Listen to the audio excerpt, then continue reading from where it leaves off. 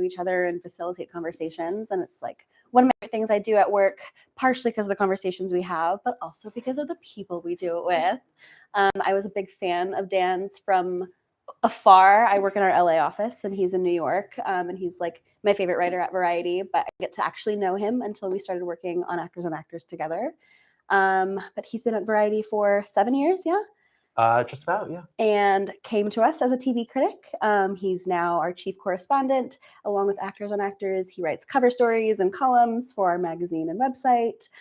He also leads major projects like Variety's 100 Best TV Shows of All Time, 100 Best TV Performances of the 21st Century, et cetera, et cetera, et cetera. So yeah, I've admired his work for a long time, since well before he was a novelist. And now we know he can do it all.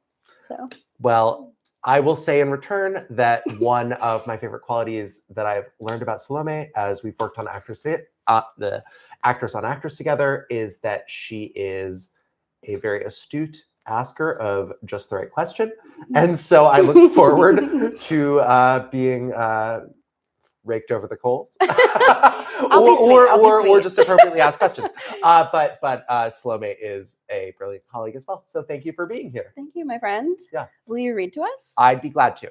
So for those who haven't yet read, just a little context, what I'm about to read is a brief excerpt from, it looks like deep in the book, but you'll figure it out. It's about imagine like the most lauded, most prestigious actress in the world, have that mental image, and she's going to a luncheon honoring the fact that she's been nominated for a big award once again.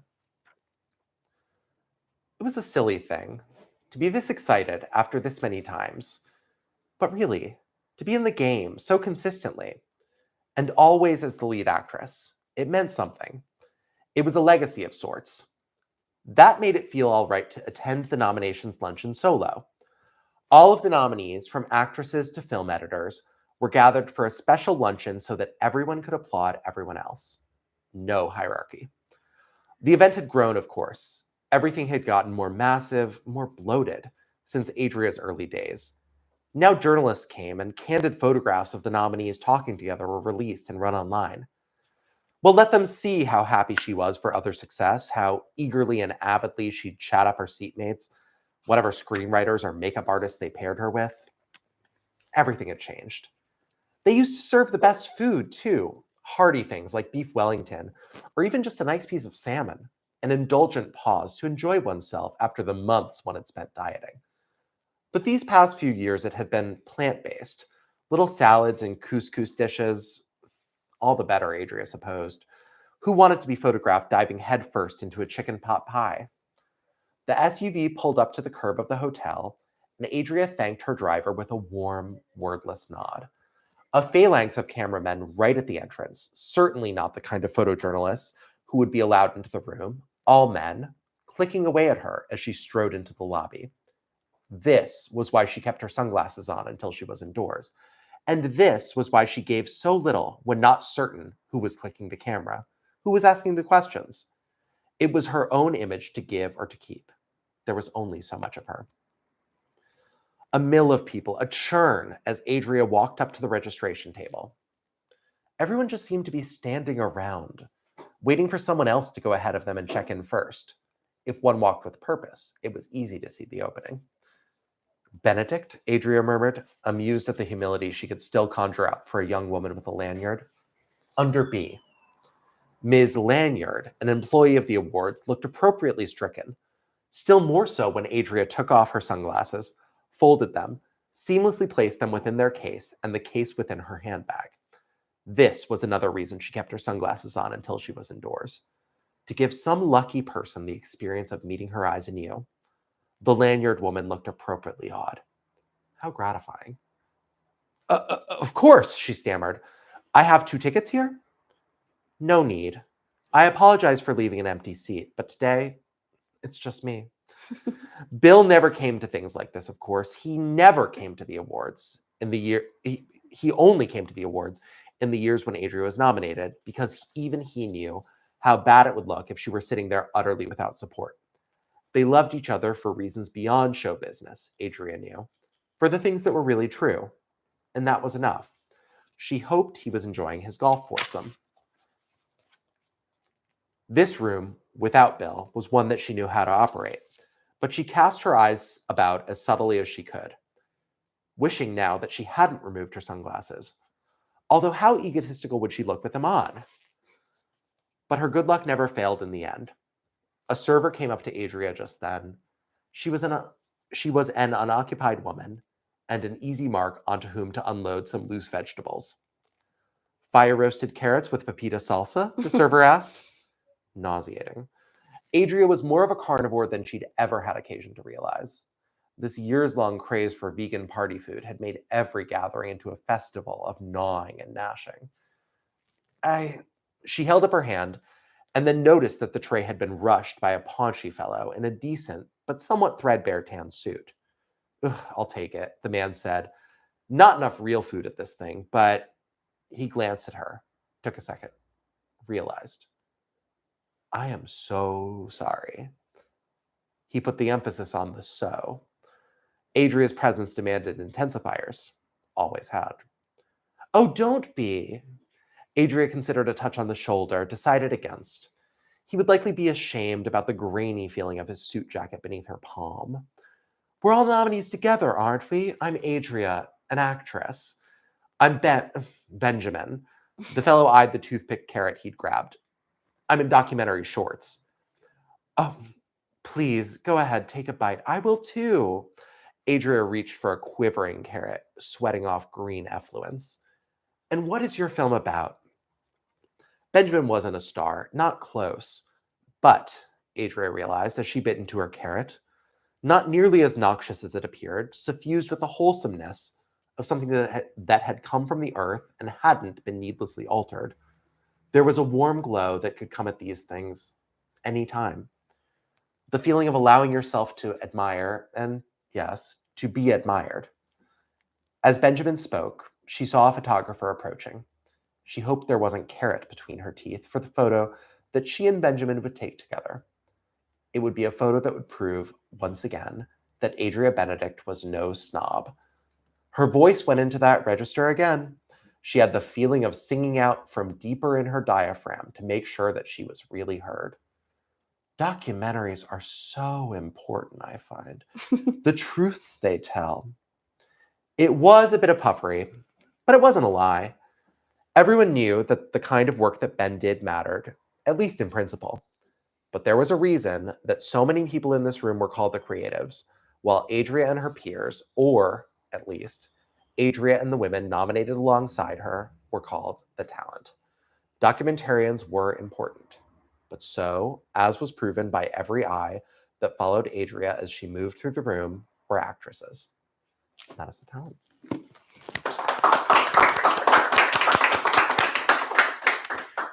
So I want to start at the very, very, very beginning. Please. Every time I read a book with an interesting epigraph, I'm always like, I want to know what that quote means to that writer and why they put it there. So for anybody who hasn't read The Talent yet, I want to read you the quote that Dan put in here before we get to the novel. I want to be seen, to be understood deeply, and to be not so very lonely.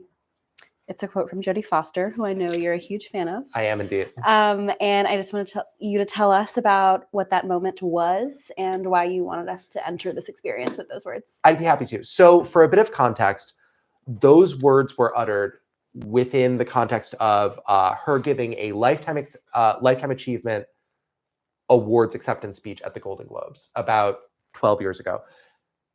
Generally, you'd expect someone to kind of say a bunch of very pleasant, polite things about just how happy they've been over the course of their career. Foster's speech was a lot more interesting in that she talked a lot about how isolated she felt and how kind of picked apart she felt she'd been by the culture, and as though she felt she could only relate to people she'd worked with. And I found that, I mean, in the first place, watching it live, I found it really shocking. Like it was like, whoa, this is like a really high voltage moment.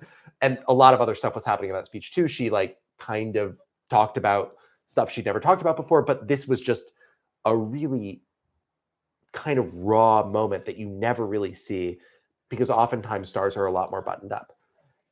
And I also thought the thing beneath it, what she was actually saying beyond just the shock of the new, was really profound, which is when you live your life on display, when you are leveraged, when you're commodified, it's inherently isolating. It removes you from humanity, from other people you could make connections with.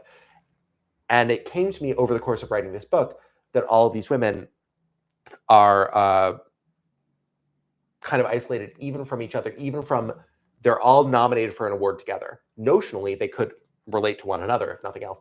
And they are all kind of pitted against one another by the expectations of the entertainment industry and of the audience, kind of rooting them on against one another. And so it's this remarkable experience where they're at the peak of professional acclaim and yet they're utterly alone. Mm-hmm. And I found the Jodie quote really evocative. And I will just say, as a side note, you and I have both seen Jodie Foster in person since then. She seems great. I think she's overcome that moment. Yes. She's doing great. But I think it takes a lot to kind of overcome and kind of figure out a place beyond that level of competition and not knowing what to do with oneself. Yeah, and I think some of the characters in the book like find themselves on opposite ends of that statement and and Jodie's arc. Yes, exactly. Yeah. Some of them, the goal is ultimately to move beyond it, and they're all at various points on the continuum. Yeah, on that trajectory. Yeah. Okay, so our work obviously regularly puts us in proximity to all of these famous actors, but even if we get, a more intimate look at these people than others do, we're only really getting, what they are willing to show the press and what comes out accidentally. Right. So I wanted to ask you a bit about how you think your work as a journalist informed the characters you built here, and then what the areas are that you had to fill in with imagination.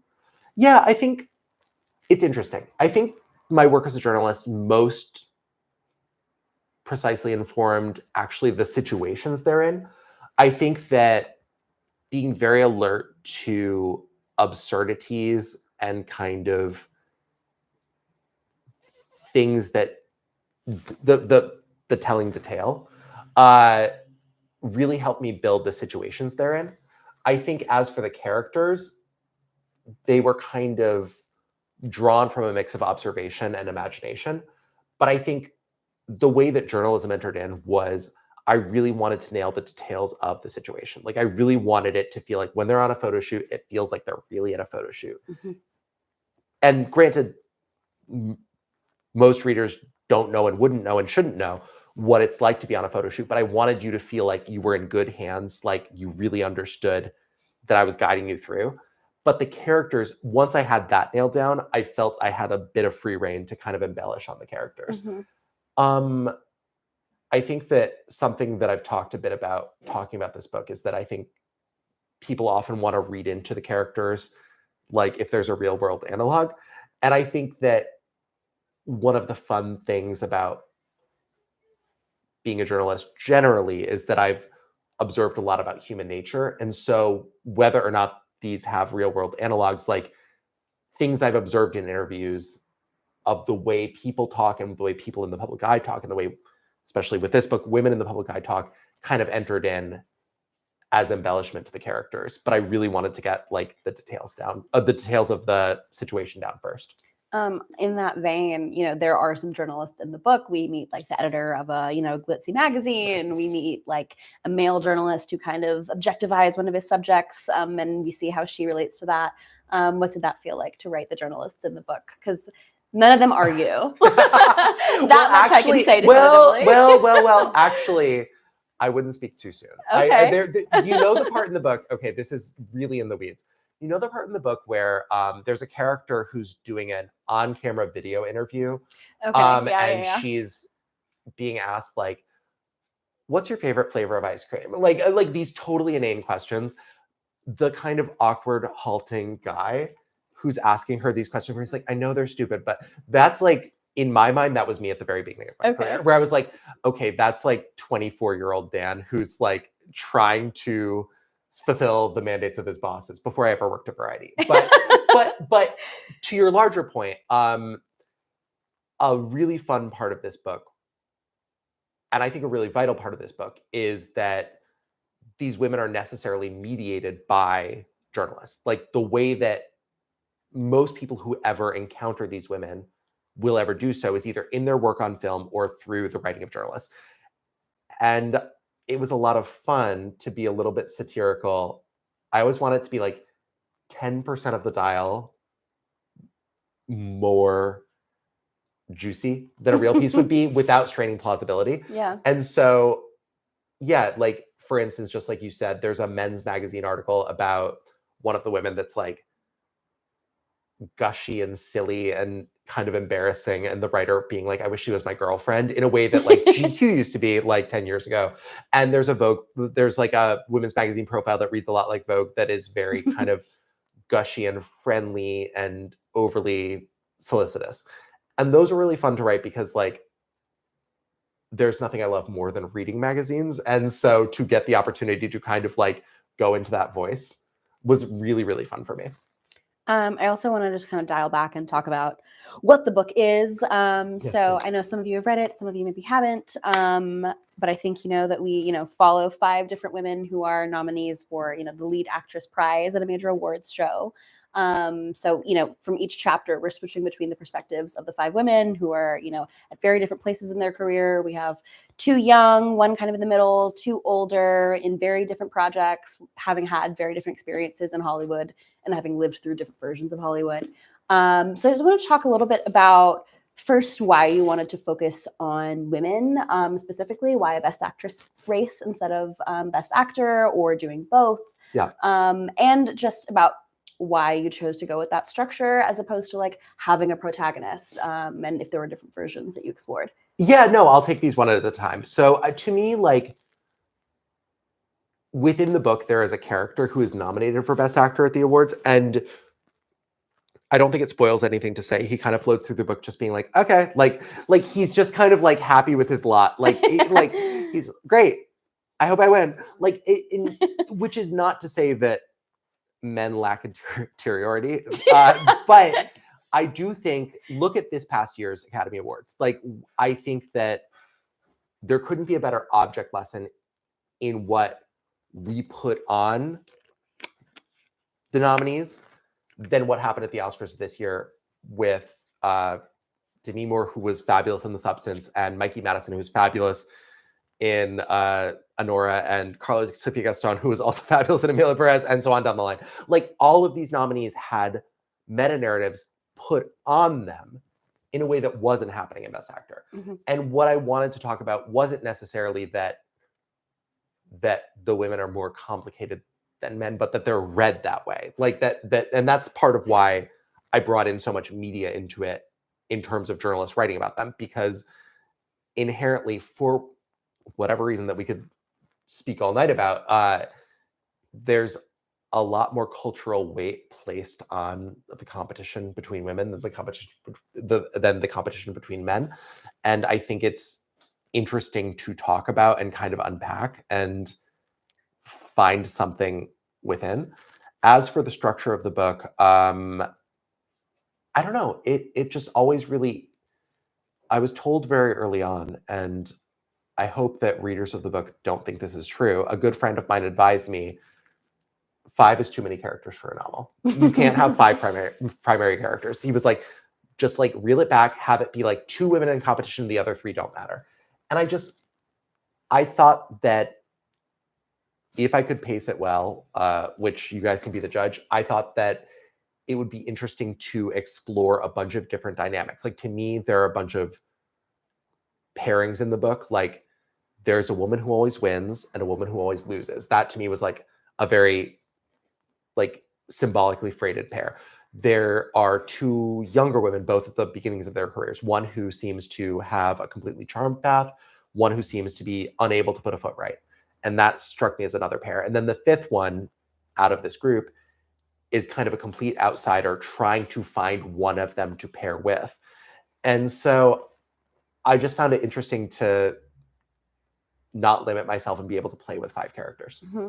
Do you have a favorite of the 5? Was there one that like you struggled to keep from becoming the protagonist? Well, okay, so my husband is here, and he read the book before it was published, and he said something to the effect of like, wow, every woman in this novel has a problem except Contessa's problem is she's too perfect. Contessa is this like former child star who can't put a foot wrong. And I did really enjoy writing her chapters because I was just like, you know, when someone's path is so gilded, it's so easy to write. And it was also fun to subvert because she also has a lot of problems in her life that kind of emerge. That was one of my two favorites to write. The other was this character named Davina, who is the total outsider, which is fun to write because to me, she was kind of the audience surrogate. The rest of them have been working to some degree in the industry for a couple of years or decades, as the case may be. And Davina is totally new to Hollywood and everything needs to be explained to her. And I was kind of like, okay, this is my opportunity to kind of bring people in of like, oh, that's what it's like to get, a session with a stylist. Like that's what it's like to go to a photo shoot. And so that was also fun for me to write. When you were talking about Mikey Madison, Demi Moore, it reminded me of something I thought about a lot while I was reading the book, which is, you spoke about analogs, real world analogs for who these women might represent. But I found myself questioning a lot, like if there were big moments from awards shows in the past. I mean, obviously that Jodie Foster moment was big for you. Yes, but yes. If there were big, rivalries or wins or losses that had inspired you that or stuck with you as you were writing. As I was writing, it's interesting. Generally. There's definitely stuff that entered the book that happened in real life. I would say like kind of a moment I imprinted on the Oscars and was like, this is for me, was that I'd been watching it. The first Oscars I ever watched was the Titanic year. I didn't stay up the entire evening, but I was allowed to watch the beginning because I had seen Titanic and my parents knew I was obsessed.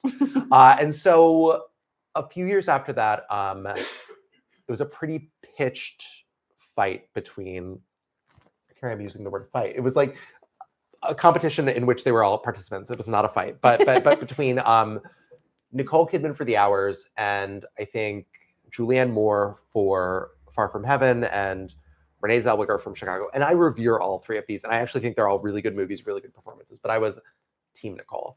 And being like 12 years old and just being like, Nicole Kidman needs to win the Oscar for The Hours, like really kind of got me to understand in a very kind of like intimate way, like the spirit that the people on the outside bring to this. Yeah. And then I think the other thing I bring to this is what we both share, which is seeing it a little bit from the inside, like without getting into undue specifics. Like, I think I could say that the work we've done at Actors on Actors, we see people who are often in the thick of the awards race and excited and eager, but also like working really hard and often like trying their best and busy and tired and a lot's going on and they're pulled in a million different directions. And that kind of really informed it as well. Just like the fact that, taking 6 months off of working in an artistic capacity to work in a campaign capacity isn't actually a luxury. It is just part of the job. And I think that was really kind of something that I'd never really realized watching it from afar. And I kind of wanted to bring to people is like, it's not a hardship, but it's interesting to think about that spending 6 months talking solely about oneself and how great one is not actually a privilege. It's actually, I think by the end of it, one would probably feel pretty isolated from oneself. To continue talking about the structure, another one of my favorite parts of the book is that, you have these like 5 women you're rotating really deftly between, but then you also don't take the structure as Bible and deviate from it for this one really beautiful chapter on a woman who, I don't really think it's a spoiler to say, like does not get nominated, but is in contention for a nomination that she does not achieve. Would you talk a little bit about like why you decided to give her own chapter and her perspective and when you realized that was necessary? Yeah, I was thinking a lot about this because there's a famous video and it actually goes beyond Best Actress. There's a famous video of Steven Spielberg, the year of Jaws, so this is like ancient history, set up a camera to record how excited he would be if he were nominated for Best Director for Jaws, and he wasn't. And so there's this famous reaction shot that somehow became public. I think maybe even he released it as a show of humility, of just his face falling and him being totally dispirited. And I think he says like, Fellini, really? And I was thinking about that in the context of this book because I was like, it is so interesting that the nomination morning is such a moment. And people to this day, Demi Moore did this past year after I'd finished writing the book, set up cameras to record their reactions, their excited reactions, their gleeful reactions. But I was thinking about what it would be like to be Spielberg in that moment, to be the one who's on the outside. And it struck me as a way to explore the themes of the book in a different way. This entire book is about 5 women who have a chance. What's it like even to be one step removed from that? And so, yeah, to have a chapter about, I don't think that there's 5 women who are nominated, but there's one who kind of sets up a camera and is waiting for the good news. It struck me as a kind of way to explore the universe beyond their circle of 5, because I was worried also it would feel a little bit hermetic if it was just those 5 with no relationships beyond them and just interacting with each other. I wanted at least one woman orbiting beyond them who had kind of a different set of motivations and a different thought process. Mm-hmm. I think it might be my favorite chapter of the book. Thank you very much. I love Eleanor. Yeah. Without, I do too. without spoiling the end for anybody here who hasn't read it, I want you to talk about choosing who does win the Best Actress award at the end and like what that process was. Did you always know who was going to win? Did you decide it later? And what were you trying to communicate with that choice? So I kind of outlined the whole book before writing it in a very vague sense.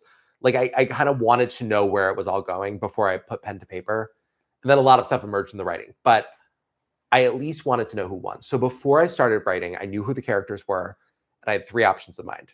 It was going to be the person who really does win, another character in the book, or it was going to end like, I don't know if anyone here has read The Guest by Emma Cline, but spoilers for a 3-year-old book. The Guest by Emma Cline ends with something is about to happen, and then the book ends without.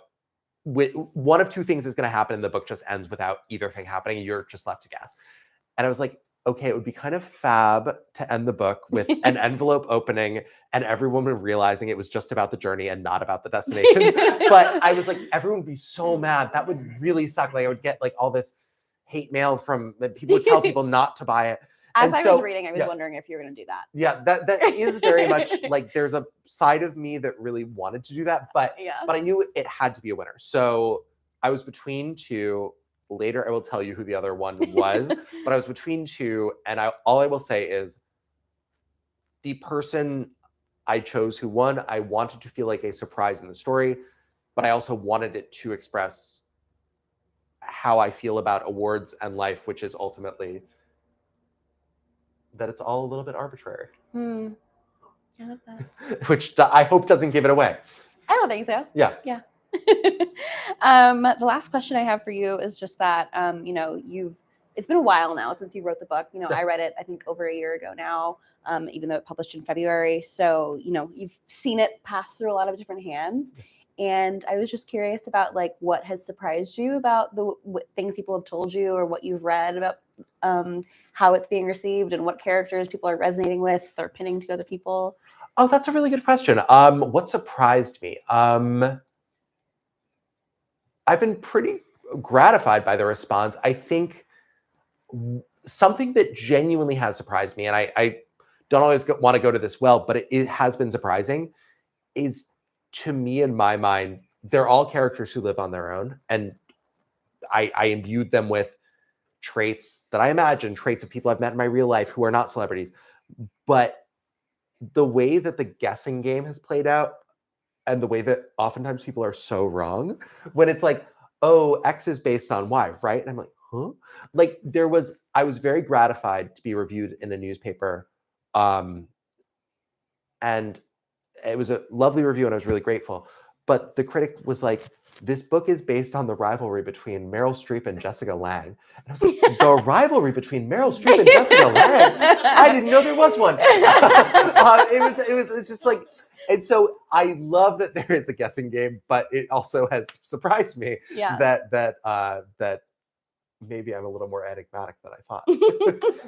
Yeah. All right, that is what I have for you, Dan, because I have an unlimited access to ask you all my questions. Exactly. I'll see you on Slack tomorrow. So, Yes, so I want to give you guys a chance to ask some questions. If anyone has some. Hello. Hello, I will also see you on Slack That's tomorrow. right. But yeah, since you've written this book, I mean, you mentioned certain things that have happened since that have like entered, kind of are within the rubric that you have established in this book. And I believe at least one, if not two, entire award seasons have occurred since you wrote your draft. So are there any particular events that happened or rivalries that were imposed on people or just developments in the awards world that you felt you wish you could have included or dropped from?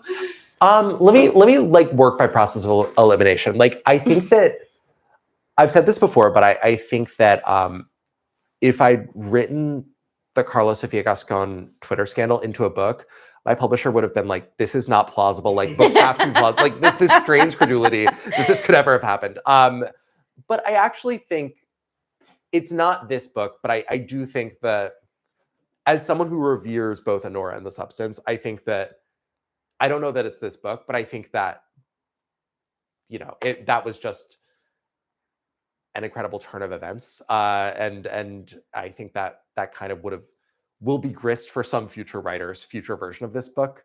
I also think that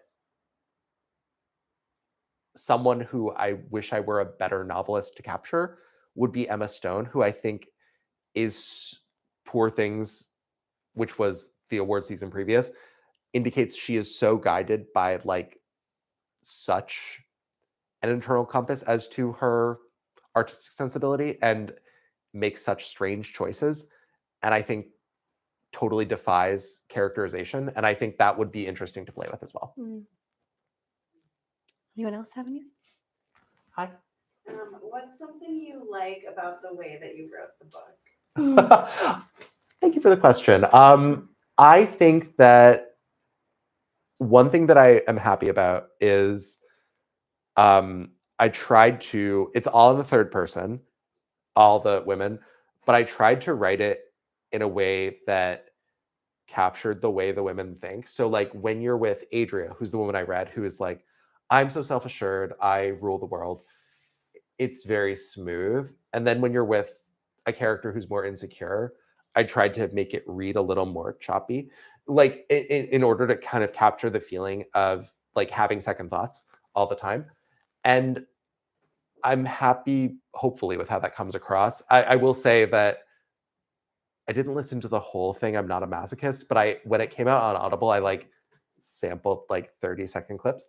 And I was like, yeah, right. Like the assured chapters sound really assured in that voice, and the choppy chapters sound really choppy. So I wanted to capture the way each woman thought inside their own mind. I have a question. Well, actually, I have a couple questions. Please. Is there a lesson to be learned? It almost sounds like they have to become politicians for that 6 month leading up to the awards show itself. And I don't know who wins. Right. Is there a redemptive quality? In other words, is it the one that worked the hardest, or that was the most humble throughout the process, or the one that was the most genuine, that you said you wanted to be an arbitrary twist at the end? Well, I don't want to talk about who wins because I want to preserve the surprise. I will say that kind of my thought process about, how can I put this? Because I really don't want it to spoil for all the lovely people on the live stream. I think that it really is less about who wins than what is learned for all. And I think that the book ends on a note of someone learning a big lesson about their own life that is about what it takes to be a gracious loser.